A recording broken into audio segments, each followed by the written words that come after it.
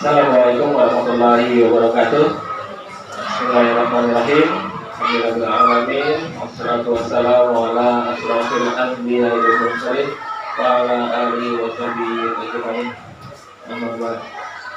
Kepada Bapak Ibu Dewan Guru Madrasah Hidayah Negeri 14 Banjar yang saya hormati, pertama-tama marilah kita mengucapkan puji syukur kepada Allah Subhanahu wa taala karena atas berkat rahmatnya dialah kita bisa berkumpul di sini dan mungkin bisa istilahnya itu berbagi tentang budaya positif di sekolah dalam keadaan sehat dan walafiat. Kemudian salawat serta salam kita aturkan kepada Rasulullah SAW karena atas berkat jasa beliaulah kita bisa merasakan besarnya nikmat dan Islam.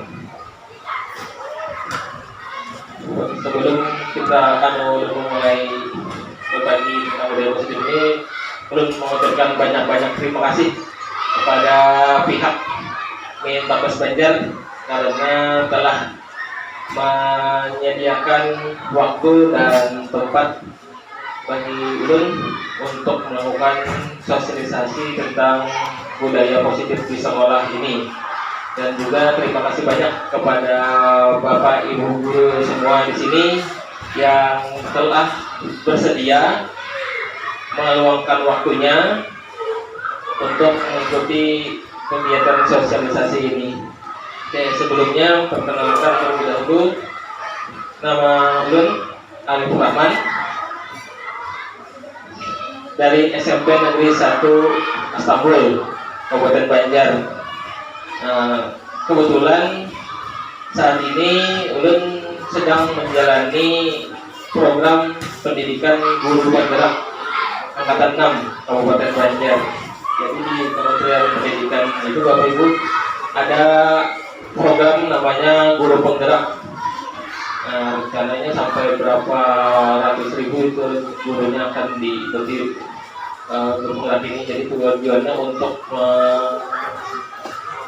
merubah paradigma dan perubahan di pendidikan ini. Bagaimana menjadi seorang guru dalam pembelajaran yang memang berdasarkan pemikiran-pemikiran dari Ki Hajar Dewantara yang tujuannya untuk membuat pelajaran yang menyenangkan dan berpusat pada murid pembelajarannya seperti itu. Oke, kemudian selain menjadi mengikuti yang program guru penggerak ini, ulun juga ada ikatan emosional di MIN 14 ini karena anak ulun juga bersekolah di sini. Saat ini sudah berada di jenjang kelas 5B oleh kelasnya Ibu Anida. Kalau ada salah-salah anak ulun panggil aja Bu.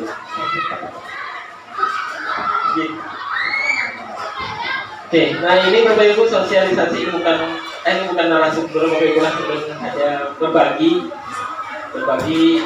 tentang budaya positif di sekolah. Apa yang ulun dapatkan di program guru penggerak ini di modul 1.4 budaya positif. Di situ kami diminta untuk melakukan aksi nyata. Aksi nyatanya berupa pengimbasan seperti ini budaya positif ke sekolah. Seharusnya itu baru di sekolah, tapi karena di sekolah ulun SMP 1 Istanbul itu ada 3 calon guru penggeraknya, dan harus diberikan kepada 10 guru masing-masing karena gurunya tidak mencukupi. Jadi ulun kalah keluar dan alhamdulillah bisa diterima di MIN 14 Banjar ini. Oke, dan ini memang harus bukan sekedar foto-foto kemudian dibikin orang seperti itu, tapi memang benar-benar disampaikan dalam bentuk video dengan durasi 1 jam seperti itu. Mudah-mudahan Ibu Hatian betah aja lah dan semangat untuk mengikuti sosialisasi ini. Oke. Jadi tujuan adanya aksi nyata ini bahwa untuk perubahan paradigma dan penerapan strategi disiplin positif di sekolah masing-masing agar dapat menciptakan budaya positif sehingga diharapkan akan membantu murid belajar dengan aman dan nyaman. Nah, jadi intinya itu pula sekolah kita ada disiplin positif, budaya positif ini agar membantu murid belajar dengan aman dan nyaman sehingga dapat meraih keselamatan dan kebahagiaan sebagaimana disampaikan oleh Ki Hajar Dewantara mengenai tujuan utama pendidikan. Jadi selama ini Bapak Ibu, pendidikan kita ini dianggap lepas dari filosofi Ki Hajar Dewantara karena beberapa kali kurikulum itu tidak sesuai dengan apa yang disampaikan oleh Ki Hajar Dewantara seperti itu.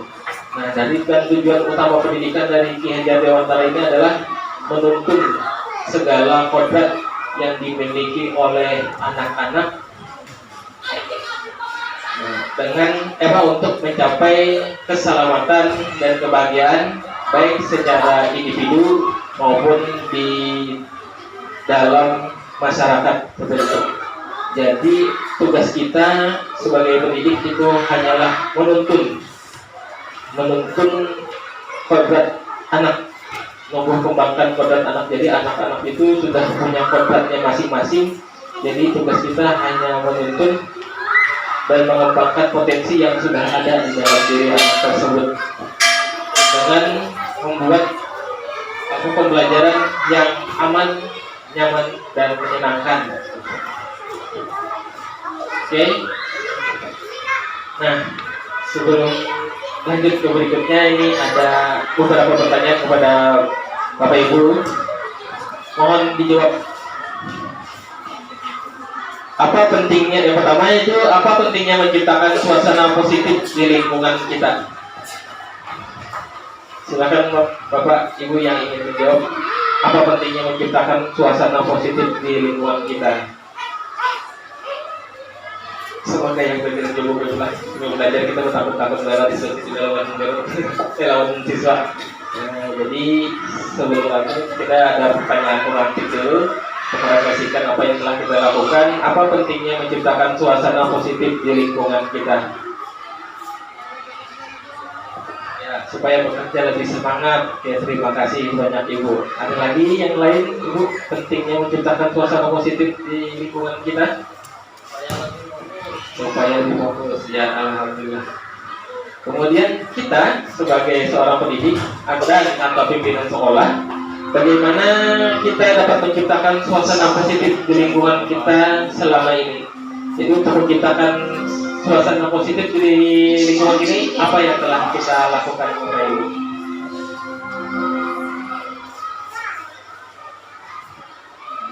Jadi supaya fokus, supaya semangat belajarnya. Nah, apa yang telah kita lakukan untuk membuat belajarnya fokus, untuk belajarnya semangat? Seperti apa yang telah kita lakukan? Ya Ibu, melakukan pendekatan. Iya, pendekatan yang tepat dengan muridnya ya Bapak Ibu lah. Oke, terima kasih. Yang lain Bapak Ibu? Salam senyum sapa.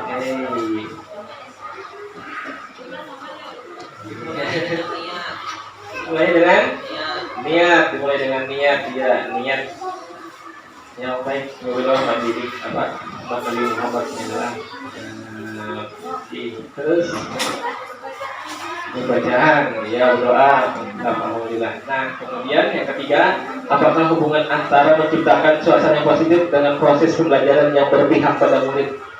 Jadi pembelajaran berpihak pada murid itu memang pembelajaran kita itu ditujukan untuk memang benar berfokus atau berpusat pada murid, menumbuh kembangkan murid supaya bagaimana murid itu belajar dengan semangat, dengan fokus, dengan aman dan nyaman, dan memang untuk menumbuh kembangkan atau memaksimalkan potensi yang dimiliki oleh anak. Itu maksudnya pembelajaran yang berpihak pada murid. Apakah ada hubungannya Bapak Ibu? Masih ada Bapak Ibu lah, dan kayak apa itu hubungannya itu? Misalnya lingkungan sekolah ini tidak apa, positif seperti itu apa segala macam. Bagaimana dengan keadaan anak-anak? Apakah mereka betah itu sekolah di sini, belajar di sini seperti itu? Iya, kalau tidak positif kan jadi anaknya kurang semangat itu kan, tidak bersemangat untuk belajar di sini itu segala macam. Nah, kemudian yang keempat, bagaimana penerapan disiplin saat ini sekolah Anda? Sekolah kita ini bagaimana penerapan disiplinnya? Apakah sudah diterapkan dengan efektif? Bila belum, apa yang masih perlu diperbaiki atau dikembangkan? Apakah sudah efektif yang kita lakukan di sini? Penerapan disiplin sekolah kita sudah apa belum? Nah, sudah diterapkan tapi belum maksimal. Terus untuk memaksimalkannya bagaimana, Bapak Ibu?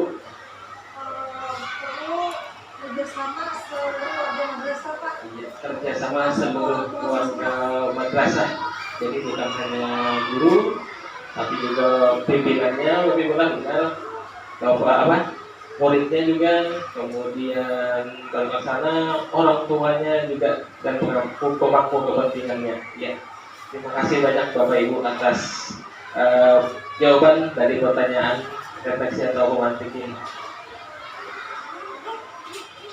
Oke, nah berdasarkan standar nasional pendidikan yang diterbitkan oleh Kementerian Pendidikan, ada beberapa karakter lingkungan positif di sekolah.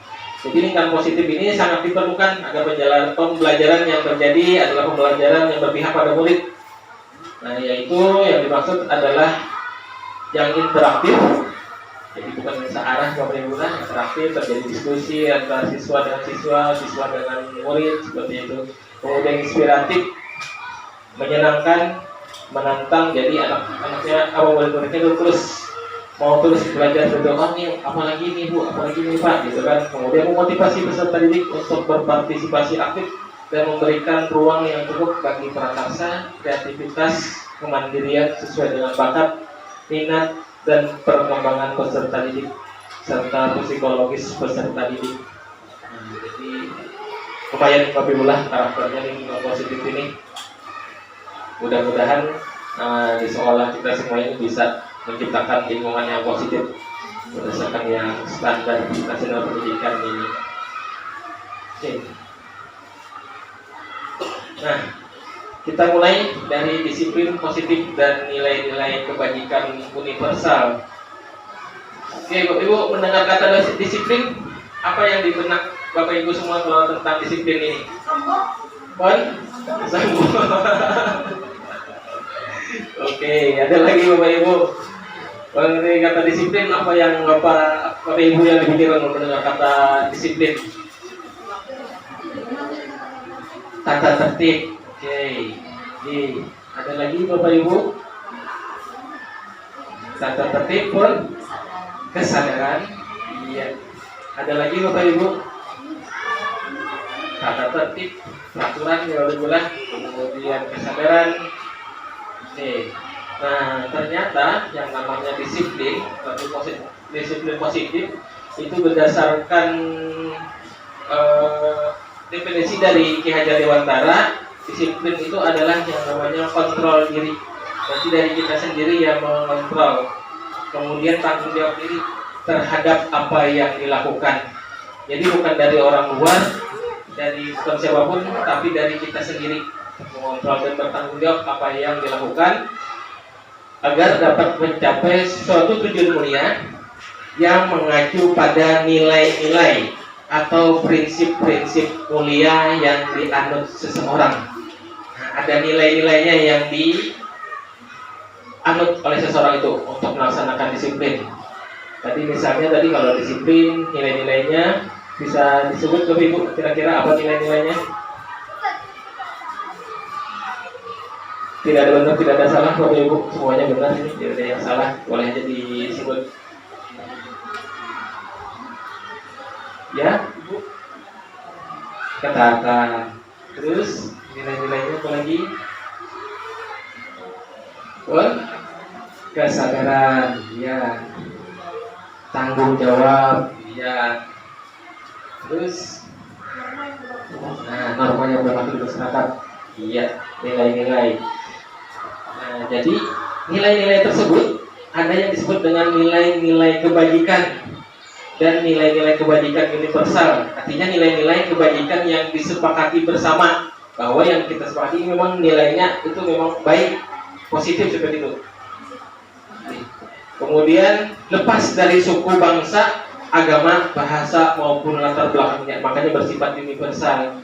Jadi bukan terikat pada suatu suku, terikat pada suatu bangsa, atau terikat pada suatu agama nilai-nilai tersebut, tapi semuanya mencakup menyeluruh. Lepas dari suku, bangsa, agama, bahasa maupun latar belakangnya. Nah, nilai-nilai ini merupakan payung besar dari sikap dan perilaku kita. Dan nilai-nilai ini merupakan fondasi kita berperilaku. Jadi selama ini yang kita lakukan itu memang ada nilai-nilai, ada fondasi, Bapak Ibu lah. Nah, yang nilai-nilai yang berlaku, kenapa jadi kita melakukan hal tersebut? Kenapa kita mengkontrol diri, kemudian tanggung jawab apa yang telah kita lakukan untuk mencapai satu tujuan mulia. Nah, itu yang disebut dengan disiplin. Jadi nilai-nilai kebajikan adalah sifat-sifat positif manusia yang merupakan tujuan mulia yang ingin dicapai setiap individu.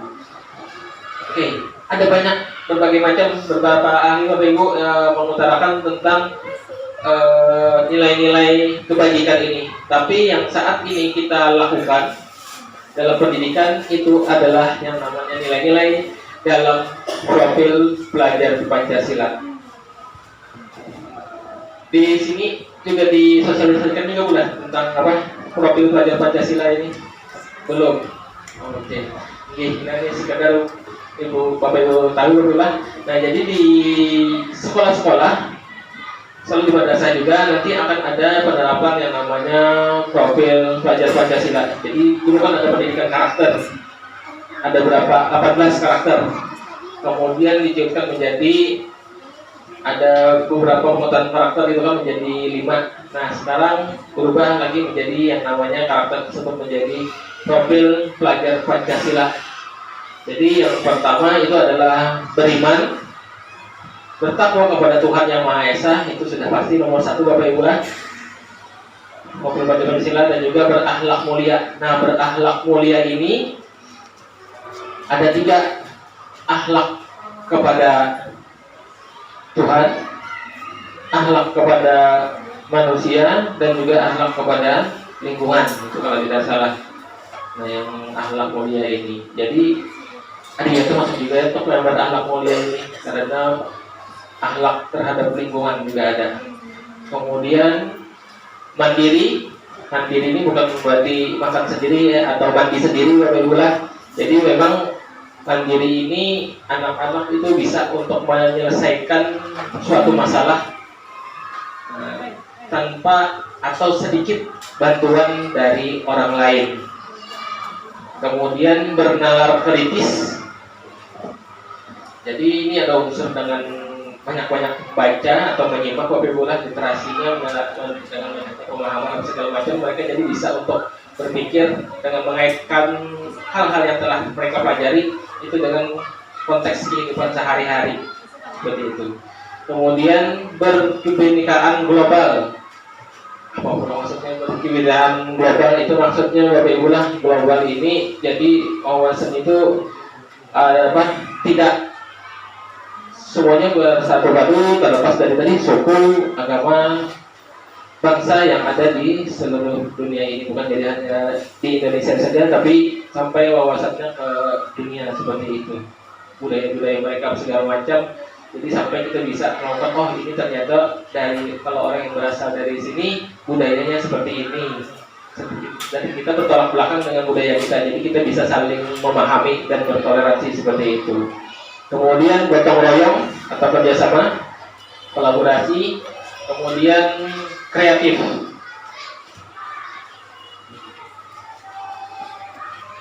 Oke, lanjut Bapak Ibu lah. Nilai-nilai kebajikan dari standar pendidikan nasional itu nilai-nilai disiplin positif ini adalah setiap warga sekolah dan kepentingan perlu saling mendukung, menghayati dan menerapkan nilai-nilai kebajikan yang telah disepakati bersama. Nah, jadi di sekolah ini nilai-nilai apa yang telah disepakati, jadi itu yang saling dukung, saling dihayati, dan juga komitmennya konsisten untuk dilaksanakan nilai-nilai yang telah kebaikan yang telah disepakati bersama di sekolah ini, seperti itu.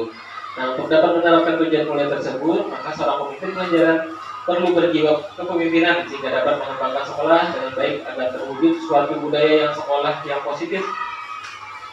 Nah, tujuan dari penerapan disiplin positif ini adalah terbentuk murid-murid yang berkarakter, berdisiplin tadi, santun, jujur, peduli, bertanggung jawab, dan merupakan pembelajar sepanjang hayat sesuai dengan standar kompetensi besar yang diharapkan.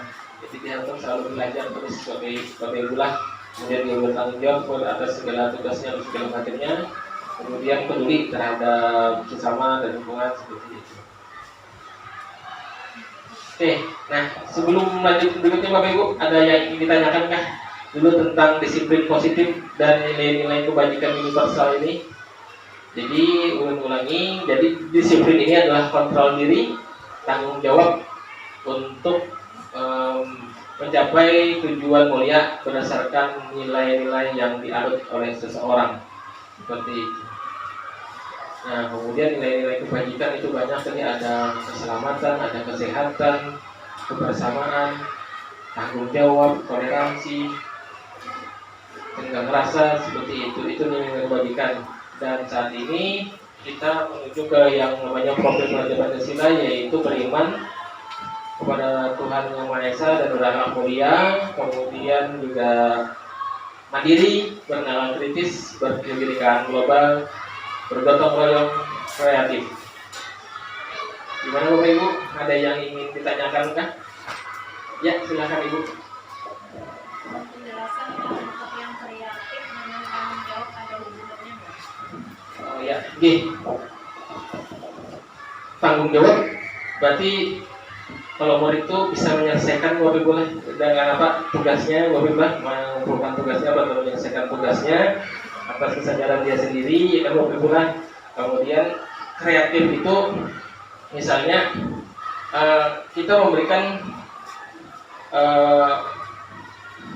konsepnya seperti ini, dengan konsep seperti ini, kemudian ini anak sukanya seperti apa?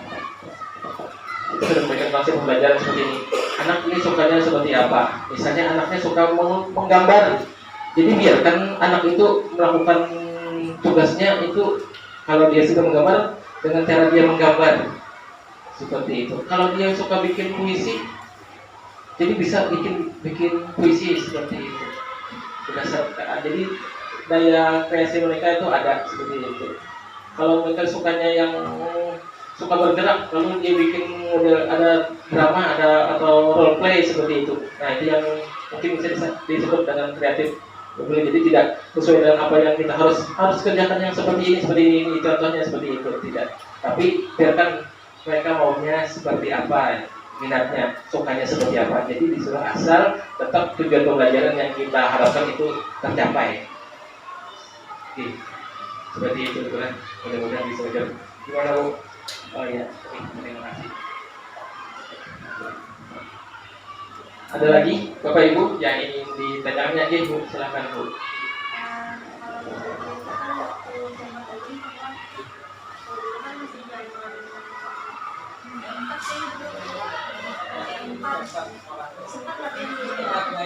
Jalan B4 Pas itu kan dulu kan ingat tuh ada namanya pengendalian diri.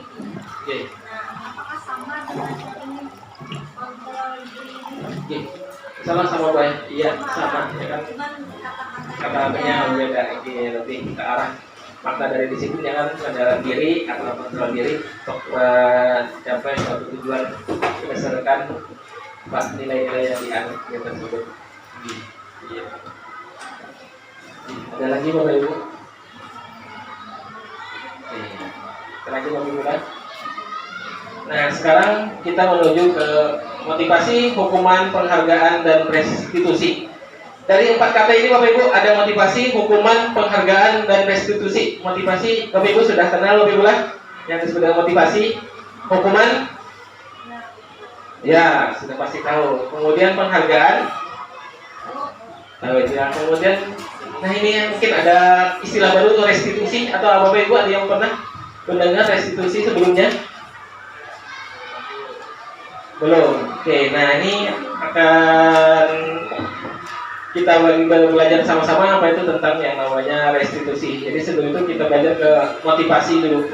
Jadi Bapak Ibu, berdasarkan ahli yang namanya Dan Gosson, itu motivasi perilaku manusia itu ada 3. Yang pertama itu menghindari ketidaknyamanan atau hukuman.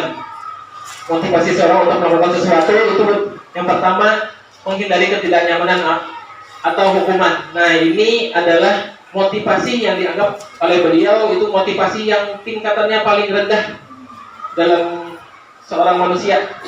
Jadi motivasi seorang untuk melakukan sesuatu itu agar tidak terkena hukuman, menghindari tidak nyaman, segala macam. Misalnya, mohon maaf, misalnya ke kendaraan pakai helm, kesenapapun pakai helm supaya jangan dirazia polisi ya. Nah, itu untuk menghindari hukuman. Nah, itu adalah dianggap oleh beliau itu adalah motivasi yang paling bawah, paling rendah, dianggap seperti itu.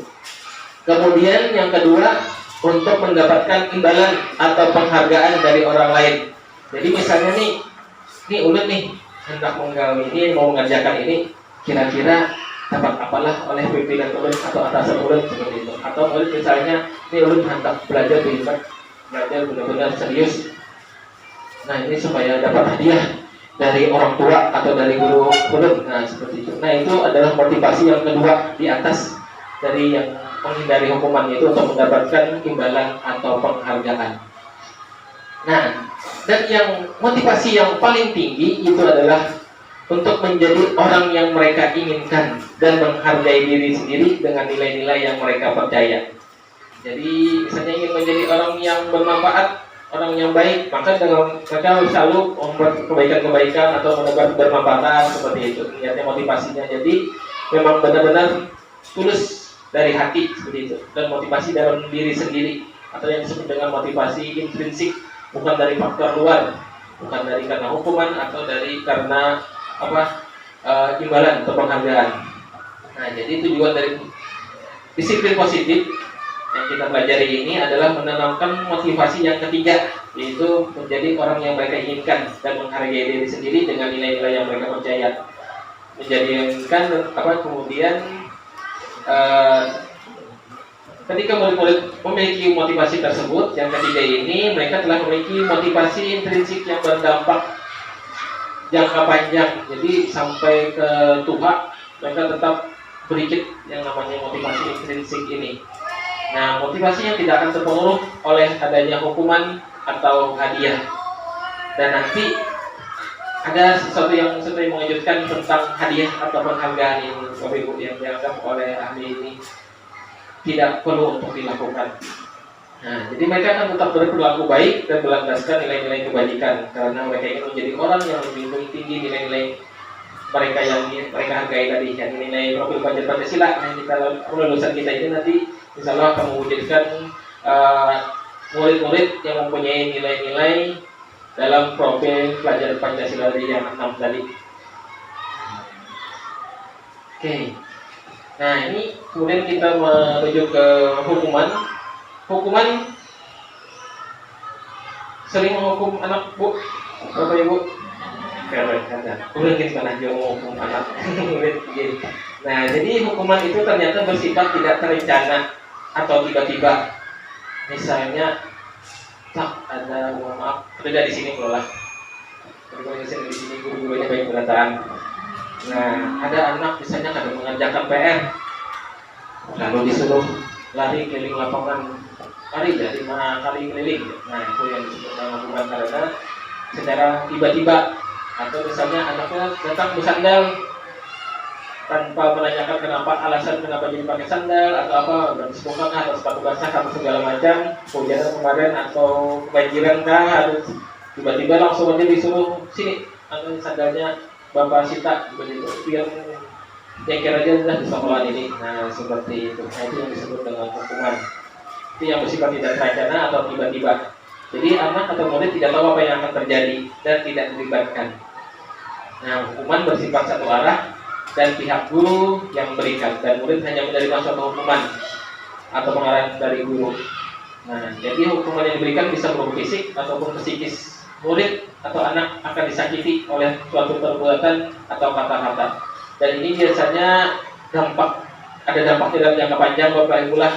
Jadi udah membekas ke dalam hati atau pikiran mereka bahwa guru ini telah pernah menghukum saya seperti itu. Nah, ulun pernah membaca teori ini kan ulun kalau asa menyocok ke hati juga. Apa pernah juga kan memberikan hukuman ke anak atau murid seperti itu. Oh, ternyata seperti ini. Teori kan seperti ini, teori apa yang dampak-dampak yang terhadap hukuman ini. Kemudian konsekuensi. Nah, ada beda lagi hukuman dengan konsekuensi. Jadi konsekuensi ini sudah terencana atau sudah disepakati. Misalnya yang tata tertib sekolah ini kan itu misalnya ada tata tertib yang tidak dilaksanakan, maka akan ada konsekuensinya, seperti itu kan. Dan sudah dibahas dan disetujui oleh murid dan guru. Umumnya bentuk-bentuk konsekuensi dibuat oleh pihak guru dan murid sudah mengetahui sebelumnya konsekuensi yang akan diterima bila ada pelanggaran. Pada konsekuensi murid tetap tidak nyaman, jadi tetap masih tidak enak ya, tapi hanya untuk jangka pendek. Sedangkan kalau yang hukuman tadi masih tidak nyaman dan itu jangka panjang seperti itu, dan sering membekas pas sampai lulus. Ingatan sering berbicara, tapi kalau di sini Bapak Ibu lah, di sekolahan lain Bapak ini masih wajar lah. Pernah aku wajar seperti itu segala macam, sampai bahkan ada yang sampai berhenti sekolah karena beliau gitu kan. Nah itu kan sampai mengingat sampai dia tua sudah punya anak segala macam seperti itu. Nah itu yang hukuman yang memang ada dampak jangka panjangnya dan sampai membekas ke hati anak murid sampai ke Tuhan pun seperti itu.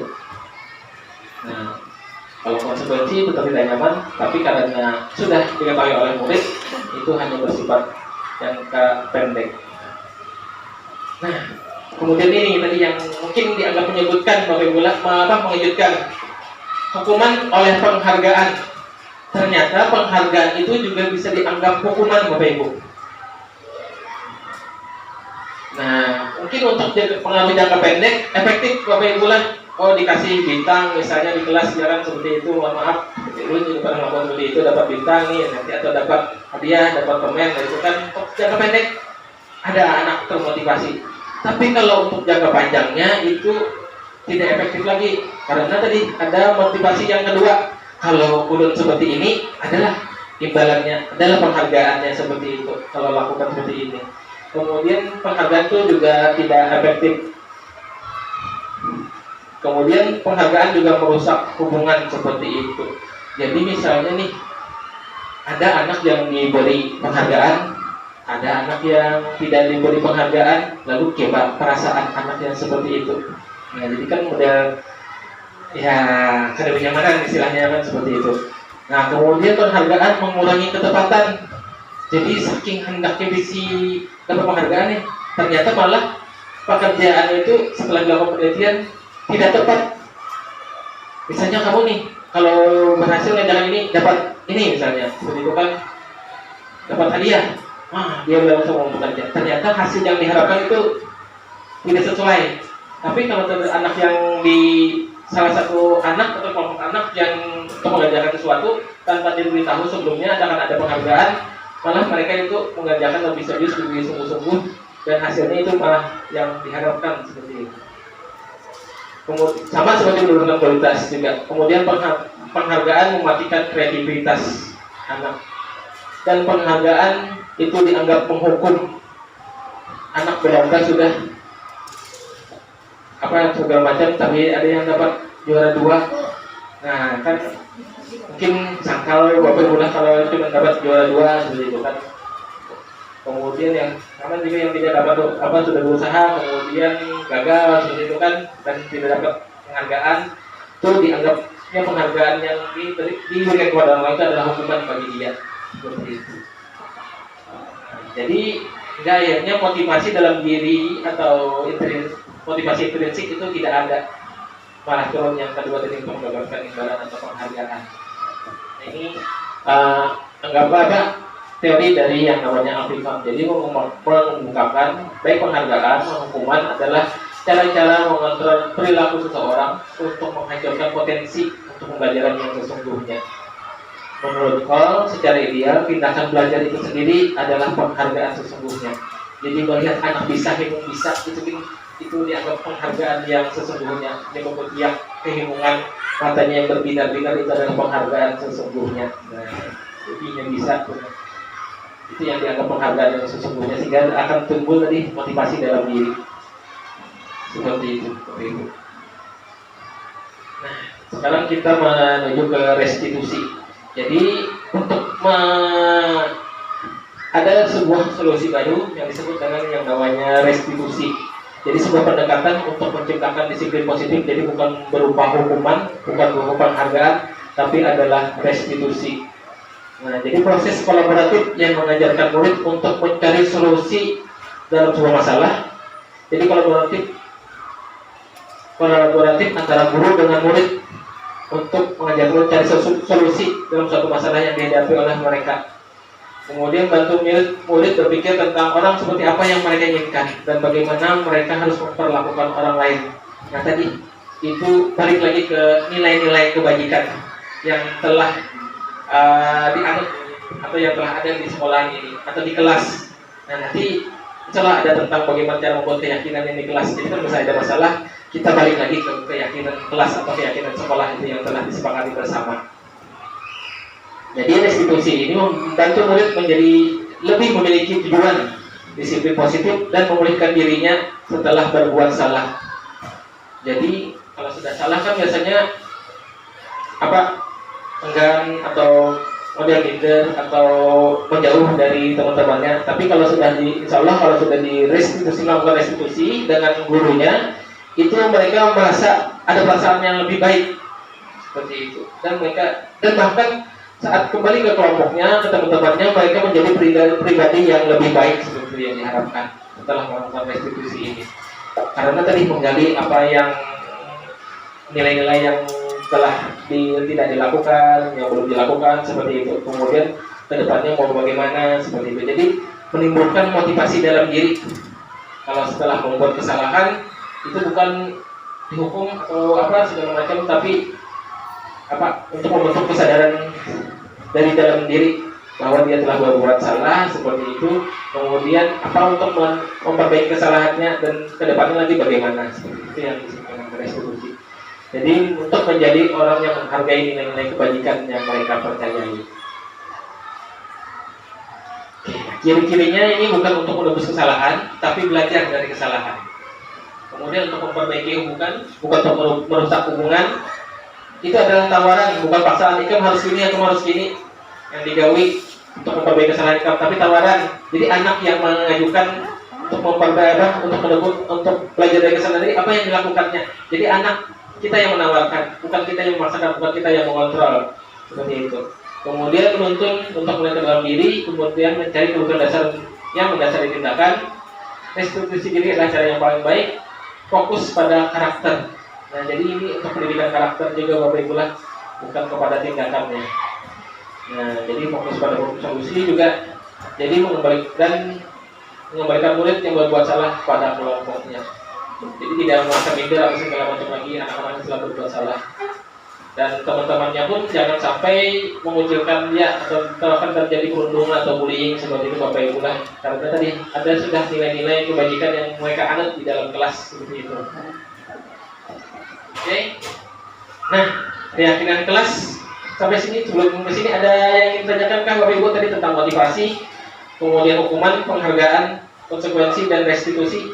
Sebelum lanjut ke keyakinan kelas ya, Bu, silakan. Penghargaan tadi, Jadi kita tidak perlu piala, sebagai simbol penghargaan kepada kata beliau tadi itu tidak perlu lagi seperti itu karena dianggap menghukum dari adalah hukuman bagi mereka yang tidak mendapatkan penghargaan. Jadi mau dianggap bertahan, gitu kan? atau dengan kalau disituasikan, dikondisikan sudah seperti tetap anak mendapat semuanya seperti itu, bisa segala macam namanya orang-orang seperti itu. Tapi tadi lebih menonjolkan ke motivasi diri mereka untuk berbuat yang sesuai dengan nilai-nilai yang mereka harus gitu. Jadi untuk menumbuhkan karakter gitu. Untuk jangka pendek tadi mungkin bisa, tapi kan untuk jangka panjang mereka akan tidak efektif untuk penghargaan seperti ini. Ini yang tidak mendapatkan penghargaan. Ya, nah bangga di. Iya. Iya, mengkhawatirkan dampak negatifnya itu. Ya, silakan Ibu.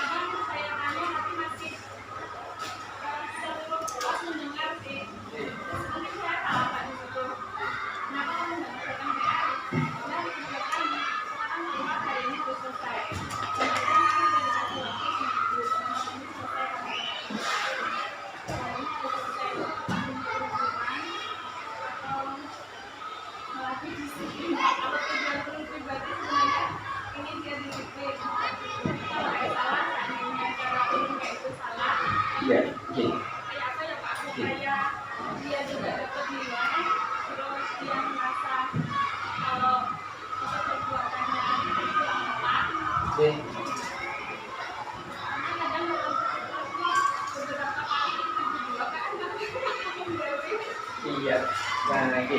Nah, Bapak Ibu belum bertakun dulu. Saat awal pelajaran tahun ajaran atau awal semester, Bapak Ibu sebelumnya dengan anak-anak atau dalam hidup Bapak Ibu membuat kesepakatan kelas lah.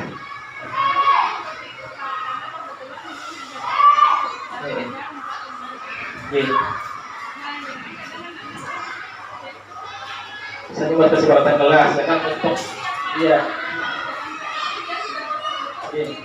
kalau anak itu sudah tahu kalau misalnya tidak mengerjakan PR akan seperti ini akibatnya, maka itu disebut dengan konsekuensi. Nah, tapi misalnya kita tahu lagi, misalnya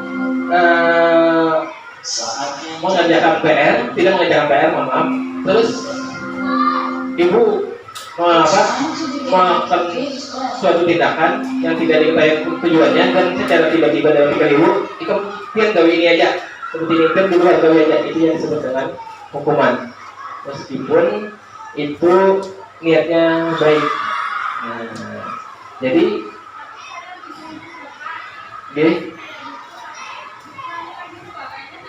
iya, nah itu karena hukuman itu nanti akan kita pelajari berikutnya, karena dengan posisi kontrol, nanti ada posisi kontrol sebagai penghukum. Kalau kita terus menghukum, anak itu tidak tidak memberikan efek dampak kepada murid tersebut dan akan terus dilakukannya lagi.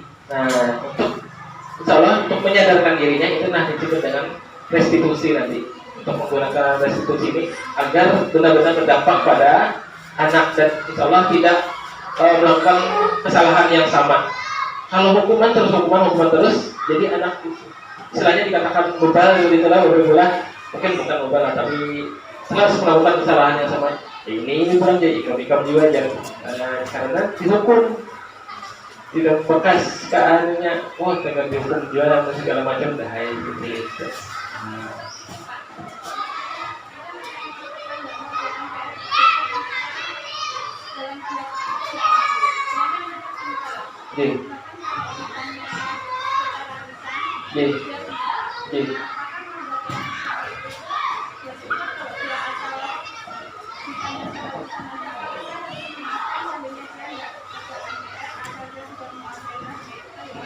Sudah biar kamu latar belakang kenapa jadi kada mengerjakan PR. Jadi biasanya ya teringat biasanya bulan kalau nanti yang lebih dipelajari, nah yang baru pelajari kan baru gampang modul 21 agak melenceng dari ini itu nanti dari apa kebutuhan belajarnya Bapak Ibu dan gaya belajarnya kenapa jadi sampai dia tidak mengerjakan PR, entah tidak sesuai dengan minatnya seperti itu, atau dia tidak suka dengan gaya belajar seperti itu, atau dia anggap pembelajarannya itu soalnya itu terlalu mudah atau apa segala macam seperti itu. Nah itu kan kedepan nanti yang pembelajaran berdiferensiasi namanya. Nah seperti itu Bapak Ibu lah.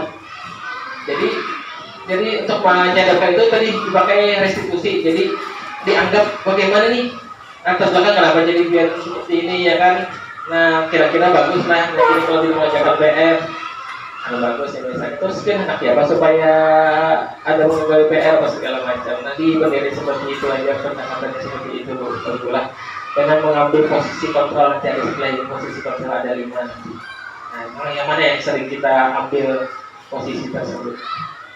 Oke, coba setelah ini saya jawab pertanyaan Ibu. Karena kebanyakan meninggal warnanya kita bertahap dulu. Nah, untuk yang kenapa jadi sampai ada ini hukuman atau konsekuensi. Nah, jadi sebelum di awal pembelajaran Bapak Ibu, awal semester dan setiap pembelajaran awal pembelajaran selalu diingatkan itu kita perlu membentuk yang namanya keyakinan kelas. Keyakinan kelas itu adalah isinya yang nilai-nilai kebaikan universal tadi. Tanggung jawab, disiplin, menghargai diri dan orang lain, kebersihan, keselamatan, kesehatan. Nah itu yang nilai-nilai yang terkandung. Nah itu yang perlu dibuat dulu keyakinan kelas. Jadi bukan istilahnya bukan kata tertib lagi Bapak Ibu atau peraturan kelas, tapi lebih bersifat keyakinan kelas. Nah, jadi keyakinan kelas ini bersifat lebih abstrak daripada peraturan yang lebih rinci dan konkret. Nah, jadi anak-anak berusaha untuk memahami yang dimaksud dengan masuk kalau dilakukan seperti ini, nilai apa yang terkandung. Misalnya, jangan membunuh kawan ya, itu kan peraturan kelas. Tapi kalau ke keyakinan, hargai orang lain. Jangan bukahan di koridor. Ya, berjalanlah di koridor seperti itu. Nah, nilainya adalah untuk keselamatan seperti itu. Nah, jadi menggunakan kata-kata keyakinan itu adalah kata-kata positif. Jadi tidak ada lagi kata larangan, tidak ada lagi kata jangan. Jadi tidak boleh, tapi lebih ke arah kalimat-kalimat yang positif. Kemudian keyakinan sebenarnya tidak terlalu banyak sehingga mudah diingat. Jadi kalau sebanyak 20 mungkin 5 atau 6 saja cukup sudah. Tapi sudah karena bersifat abstrak, jadi lebih kenyataannya itu universal, maaf. Jadi lebih mencakup banyak hal seperti itu. Nah, dapat diterapkan di lingkungan tersebut. Jadi mulai dari kelas dulu atau kelas masing-masing. Misalnya mata pelajaran ini buat keyakinan kelas seperti ini. Ulun sebelum jadi juga sudah membuat keyakinan kelas seperti ini. Kalau guru benar kayak apa di kelas biar nyamannya seperti apa.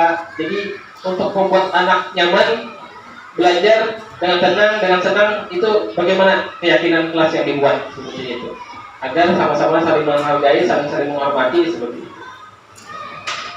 Itu yang dibuat keyakinan kelas seperti itu. Nah jadi kelas ini bukan guru yang membuat, tapi semuanya. Murid juga berkontribusi, jadi mereka saling-saling mengusulkan. Kalau tidak bisa secara angkat tangan mengucapkan, mereka bisa menuliskan di papan tulis atau di lembar kertas apa yang mereka inginkan di kelas tersebut. Keyakinan kumpulkan, gabungkan, mana yang sama, mana yang mirip seperti itu gabungkan. Nah, mana yang dengan nilai-nilai yang sama seperti itu. Jadi anak tahu bahwa ini memang keyakinan yang dibuat bersama. Jadi insya Allah kalau dibuat bersama ini anak-anak lebih disiplinnya itu, kontrol dirinya itu muncul dari dalam diri sendiri, ada muncul motivasi prinsipnya seperti itu kayak yang diharapkan dari kelas ini. Dan selalu Kalau ada keyakinan kelas bisa ditempel Bapak Ibu di kelas itu keyakinannya apa saja. Kemudian selalu diingatkan juga meskipun sudah ditempel tapi saat awal pembelajaran juga selalu diingatkan tentang keyakinan kelas saat kegiatan pembuka. Selain bersyarat berkehadiran berdoa juga diingatkan keyakinan kelas dan refleksi pembelajaran yang lalu seperti itu. Jadi silakan. Apakah keyakinan kelas ini dibuat disepakati dengan wali kelas atau dengan semua Oke. Misalnya kalau untuk kelas kan dulu tadi bisa untuk wali kelas tersebut wali kelas yang bertanya. Tapi misalnya ada guru mapel, keyakinan kelasnya dengan mapel, guru mapel tersebut dengan murid yang pada kelas tersebut seperti apa keyakinan kelasnya. Nah, seperti itu. Jadi ada lima kayak mungkin sama hampir mirip aja kalau hubungan keyakinannya, tapi mungkin ada beda sedikit seperti itu. dan kontras itu otomatis bisa beda-beda lah. Iya bisa beda-beda.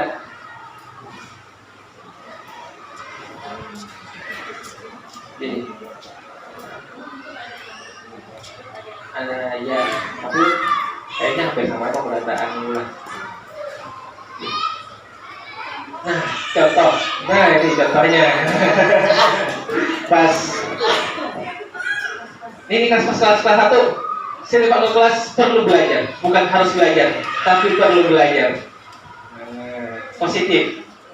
Bukan kata harus, tapi perlu belajar. Jadi kayak membuat anak itu merasa bahwa dia itu perlu belajar. Kemudian perlu senang. Bagaimana menciptakan kondisi suasana kelas yang menyenangkan seperti itu. Perlu melakukan tugas. Nah, tadi ada kan yang kan sampai menggawe tugas. Jadi keyakinan kelas tadi kenapa jadi sampai harus perlu melakukan tugas. Di situ dibuat keyakinan kelas terlebih dahulu. Dan kalau melanggar keyakinan kelas, apa yang harus dilakukan?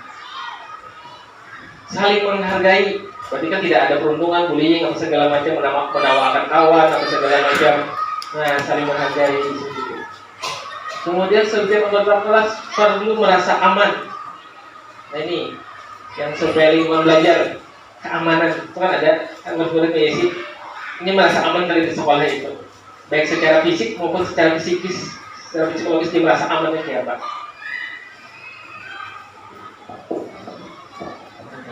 Kemudian kelas 1 untuk kelas 5 selalu bersikap positif.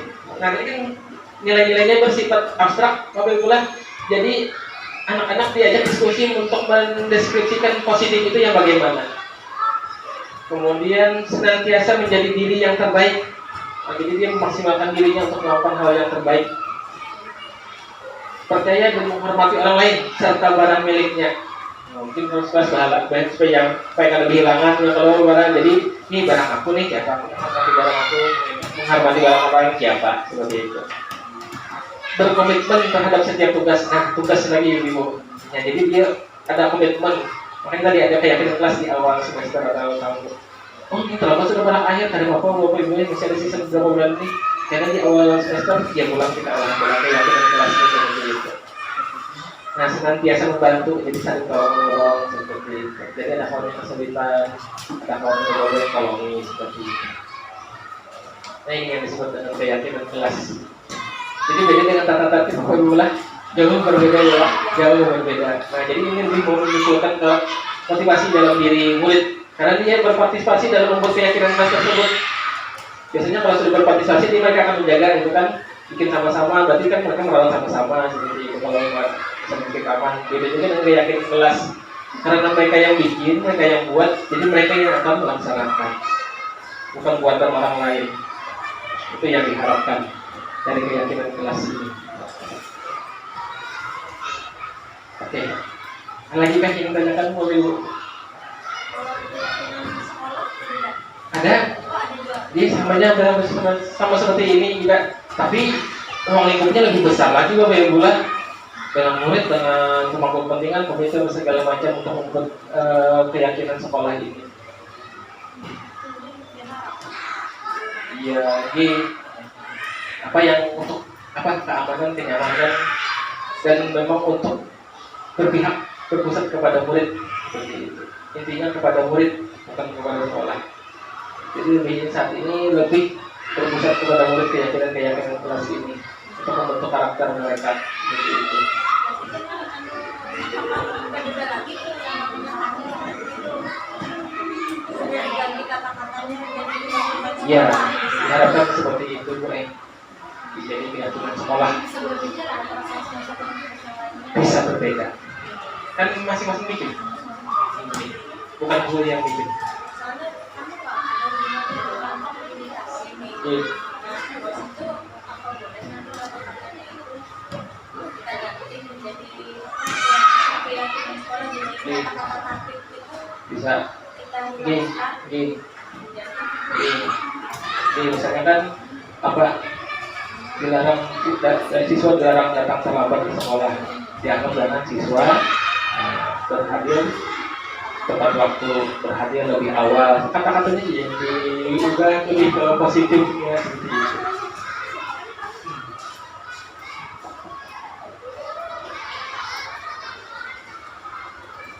Oke. Nah, lanjut ke sini ke kebutuhan dasar manusia dan dunia berkualitas. Jadi manusia ini ada 5 kebutuhan yang paling mendasar. Yang pertama yaitu bertahan hidup, seperti sandang, pangan, papan. Kemudian kasih sayang dan rasa diterima, masa apa? Ingin dicintai, disayangi gitu kan, rasa memiliki dan dimiliki gitu kan, pasti belum pernah tahu.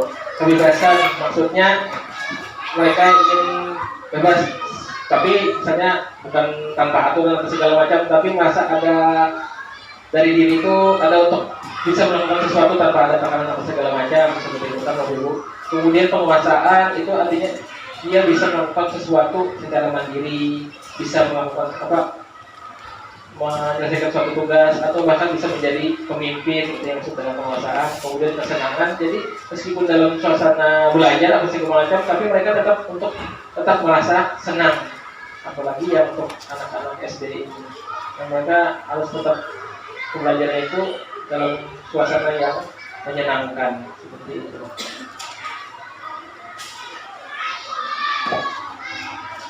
Oke. Kalian insya Allah belum dari slide-nya sama modulnya kalian. Nah, kemudian dunia berkualitas, pasti di dalam pikiran Bapak Ibu kan, Bapak Ibu punya dunia impian masing-masing. Ya, kalau keluarganya yang bagaimana, suasana kerja yang bagaimana, lingkungan sekolah, lingkungan rumah, masyarakat yang bagaimana gitu kan, dunia yang berkualitas yang Bapak Ibu inginkan seperti itu. Nah, begitu juga dengan anak-anak murid kita juga memimpikan dunia mereka sendiri yang berkualitas, yang sesuai dengan kehendak mereka. Nah, tentunya sebagai kita guru ini, kita ingin mereka masukkan hal-hal yang bermakna dan nilai-nilai kebajikan yang hakiki ke dalam dunia berkualitas mereka. Nah, jadi untuk memasukkannya itu kita perlu masukkan karakter-karakter, nilai-nilai tadi ke dalam dunia yang mereka inginkan. Jadi dengan interaksi memberdayakan dan memerdekakan murid, maka murid akan meletakkan dirinya sendiri sebagai individu positif dalam dunia berkualitas karena mereka menghargai nilai-nilai kebajikan. Nah, jadi pendidikan itu, kata Ki Hajar Dewantara, kita mendidik murid ini kata Ki Hajar Dewantara baru bilang bukan itu. Guru ini bukan menuliskan kertas yang menuliskan di sebuah kertas putih yang kosong. Selama ini dan terutama ulun itu menganggap seperti itu. Guru atau orang tua memaksakan menuliskan kertas, kita mau jadi apa kan, jadi makanya menuliskan, dia diibaratkan menuliskan sesuatu di kertas putih yang kosong. Tapi pendidikan itu adalah menebalkan coretan atau tulisan yang buram. Jadi di kertas itu sudah ada tulisan.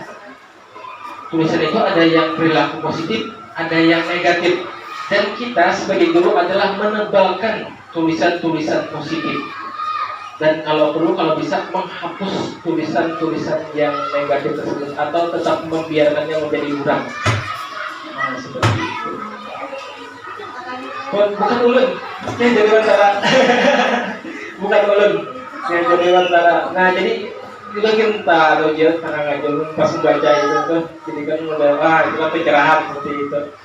Jadi anak-anak itu memang sudah punya potensi masing-masing, punya kompetensi masing-masing seperti itu. Jadi tinggal kita yang mengembangkan potensi bakat dan minatnya seperti itu. Kan hendak kita itu hendak jadi kamu harus jadi ini, kamu harus jadi ini seperti itu.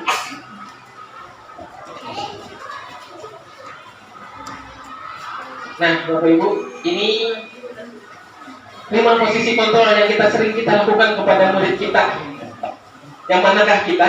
Di posisi manakah kita? Kita lihat. Yang pertama itu adalah posisi penghukum. Nah, seorang penghukum bisa menggunakan hukuman fisik maupun verbal. Verbal itu menyakiti kamu lagi. Ini juga salahnya jadi sakit ini kan maaf. Tapi di sini kan ada di lain. Di sini bukan berataan atau fisik segala macam. Ulun nih pada ulun pernah jadi penghukum seperti itu. Sedikitan aja jelas misalnya katakan lagi segala macam udah nah.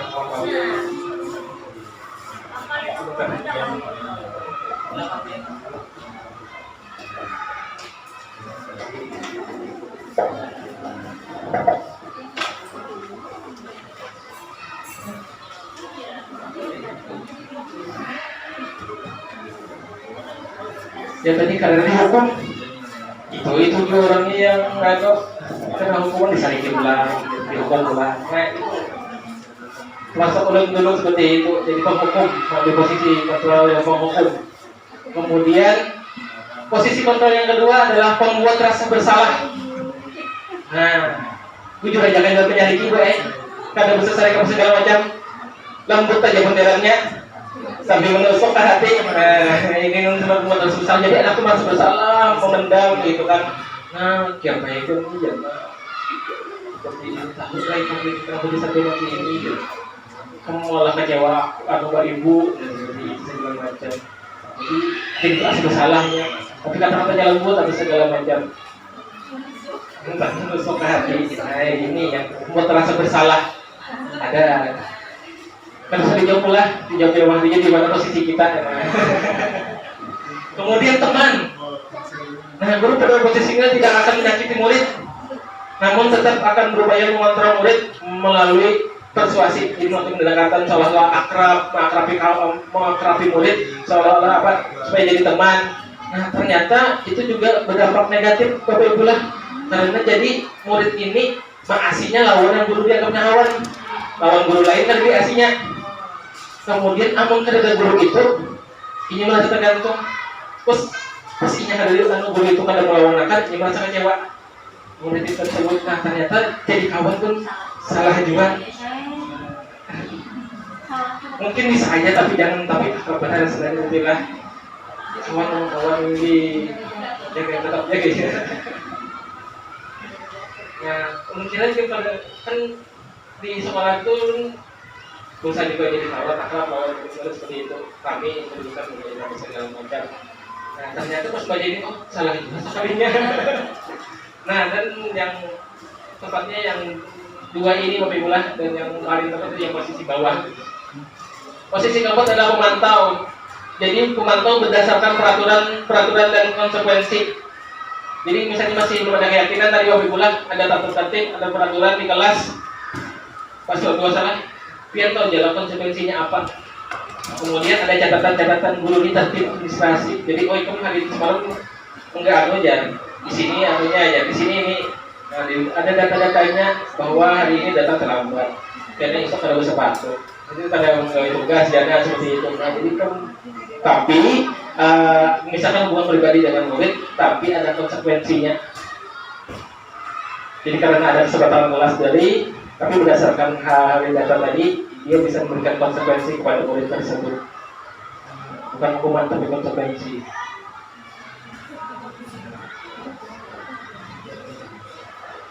Kemudian yang terakhir itu adalah posisi manajer, di mana guru berbuat sesuatu bersama murid, mempersilakan murid, mempertanggungjawabkan perilakunya, mendukung murid agar dapat menemukan solusi atas permasalahannya sendiri.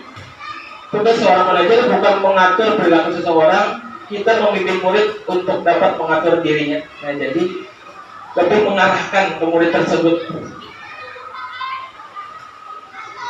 bukan mencari siapa yang salah, karena kita juga pernah salah, begitu kan lebih pula. Jadi ini kayak Pak, supaya kedepannya agak lebih baik berdasarkan kesalahan yang telah dibuat, keyakinan apa yang telah dilanggar yang tidak diperbuat oleh dia, seperti itu. Kedepannya kayak apa? Jadi seorang yang bukan kita yang maksakan suatu solusinya itu, tapi ia yang mengucapkan solusi supaya yang telah kesalahan yang telah dia berbuat, dia sendiri yang mencari solusinya atas kesalahan tersebut. Ini posisi manajer.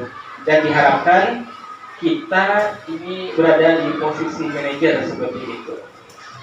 Hukuman buat masalah salah atau hukum itu apa yang paling akhir sudah seperti intinya sudah kalau tidak ada apa-apa lagi.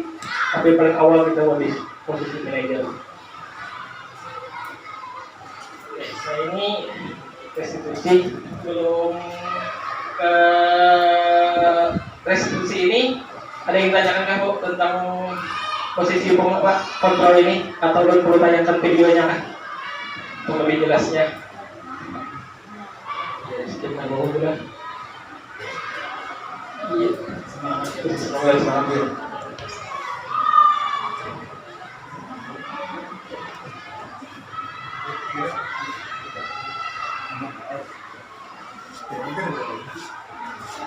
Kita masuk saja. Nah ini contohnya aja langsung, mulai dari posisi penghukum.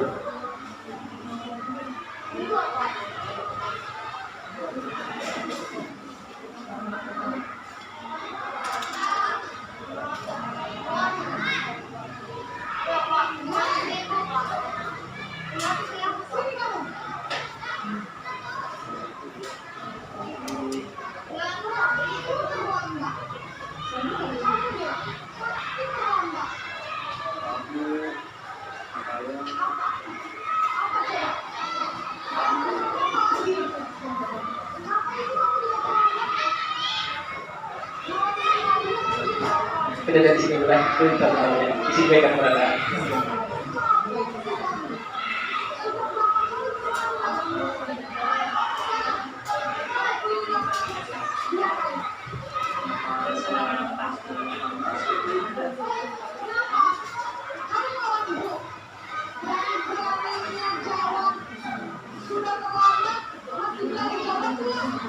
Pokoknya ngomong ini apa aja ibu kemudian guru bang sudah tentang biaya.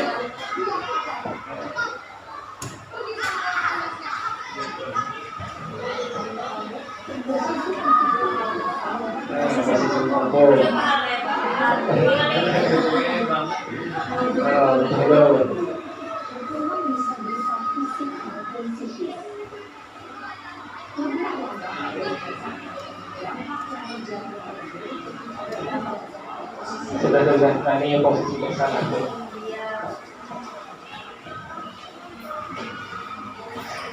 Tapi videonya kan mau dibagi tuh, kayaknya di YouTube tapi ada dibikinnya di settingnya publik. Udah mencari di YouTube kerjanya ini kayak semacam yang untuk ditempelkan di modul guru penggerak aja.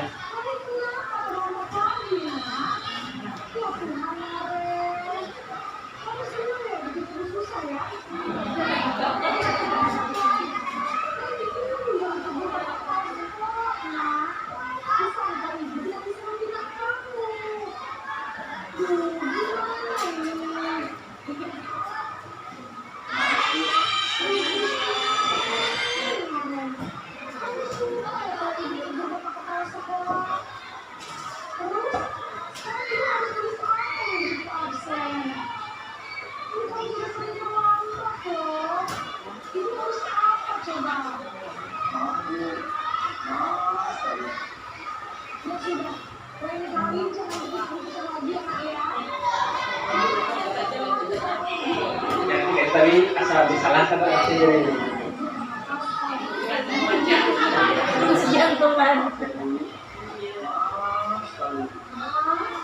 nah, sekarang pengumuman. Iya bulan.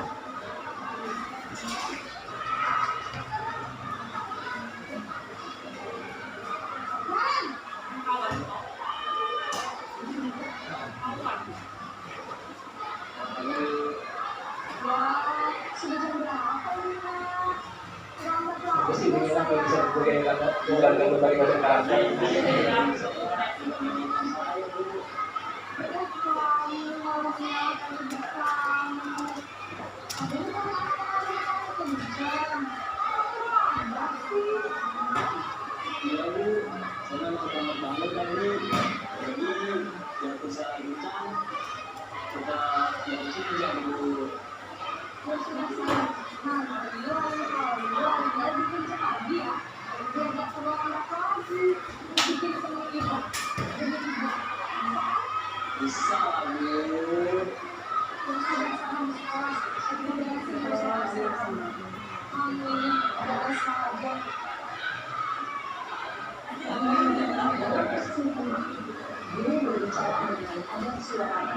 Mantap.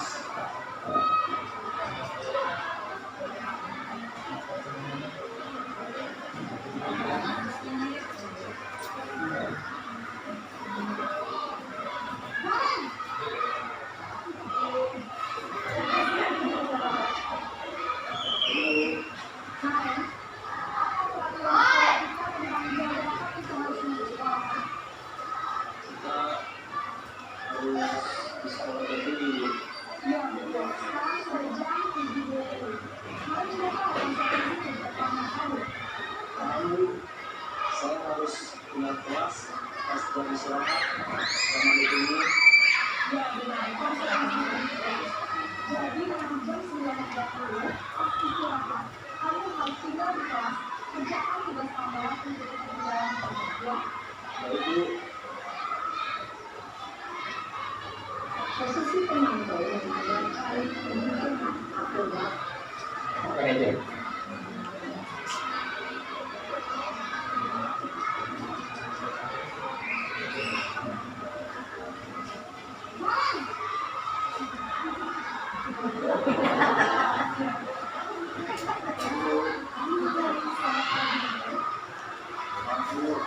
saya kenapa? sekolah masuknya jam 7, sekarang sudah jam 7.20. Jadi sekarang bagaimana ini? Maaf Bu, saya lupa soal pelajaran. Baiklah, menurut kamu, keyakinan sekolah yang mana yang benar-benar? Ada dulu dan ini lagi. Setuju. Jadi, antara laki yang saling menghormati tersebut, Iya Bu, saya mikirnya apakah mereka bisa memperbaiki masalah kebahagiaan ini?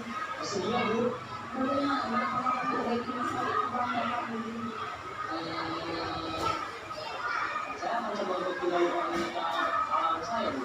Baik, kalau memang melakukan ini di rumah, ada orang yang kira-kira bisa bantu mengingatkannya.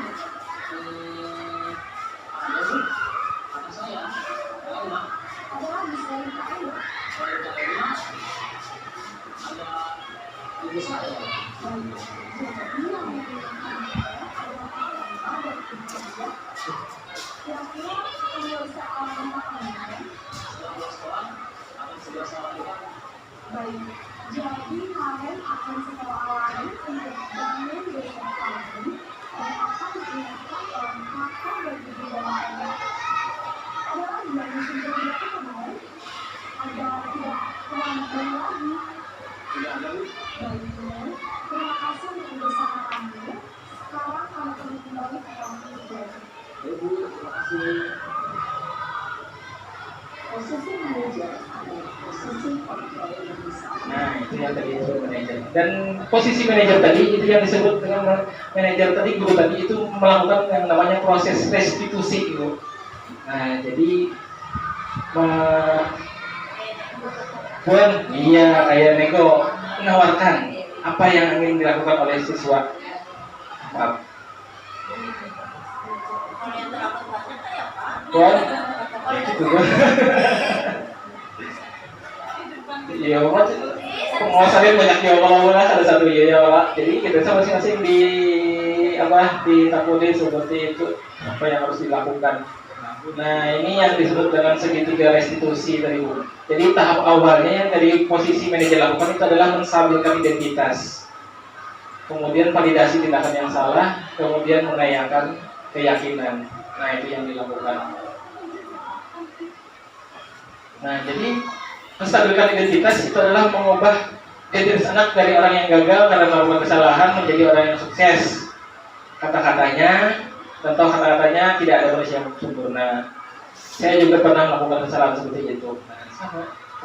Kita bisa menyelesaikan hal ini. Kita bisa menyelesaikan masalah seperti ini. Kamu berhak seperti itu.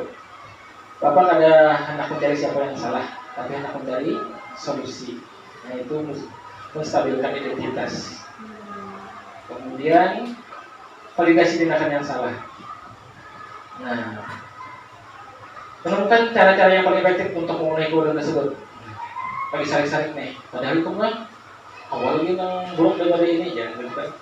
Aku bisa melakukan hal yang lebih buruk daripada mamai-mamai, bisa jadi misalnya menampakkan atau mengayu atau merupakan atau siapa itu kan itu kan sabar baik ya, karena gitu kan. Dengan gitu seperti itu, kamu pasti punya alasan mengapa melakukan hal tersebut. Nah, jadi tanyakan alasannya, kenapa sampai terlambat, kenapa sampai tidak menggawi PR, segala macam. Kada ingat rasanya kan buat alasan lah. Dia kamu patut bangga pada dirimu, kamu telah melakukan sesuatu yang kamu penting bagi kamu. Jadinya setuju dulu nih, misalnya, lalu sarik, lalu pengelahi, dilakukan itu semua maksudnya lah. Kamu patut bangga pada dirimu sendiri, kamu telah melindungi sesuatu yang penting buat kamu. Artinya harga dirinya kalau telah dinyaki dia marah. Nah, tapi itu tetap dipuji juga oleh dihargai, dipuji juga oleh guru tersebut dan langsung dari salah seperti itu. Dihimpungi dulu. Nah, kemudian setelah itu baru tanyakan keyakinan. Tadi keyakinan apa yang telah tidak kamu lakukan? Apa yang telah kita sepakati? Apa yang kamu dilakukan dalam nilai-nilai tersebut? Nah, gitu. Nah itu gampang aja boleh segitiga restitusi. Nah, terima kasih. Salam dan bahagia ini, salam dan bahagia ini salam untuk apa? Kurikulum Merdeka sekarang salam dan bahagia. Karena mengacu kepada kata-kata definisi pendidikan dari yang jadi lontar tadi untuk mencapai keselamatan dan kebahagiaan oleh anak baik secara individu maupun dalam masyarakat. Ini terakhir belum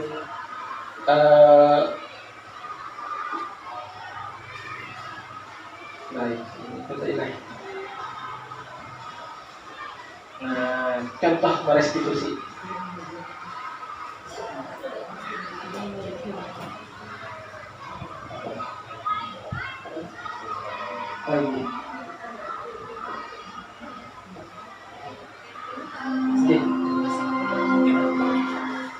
Saatnya jam 6 dimulai. It's time to begin the 6th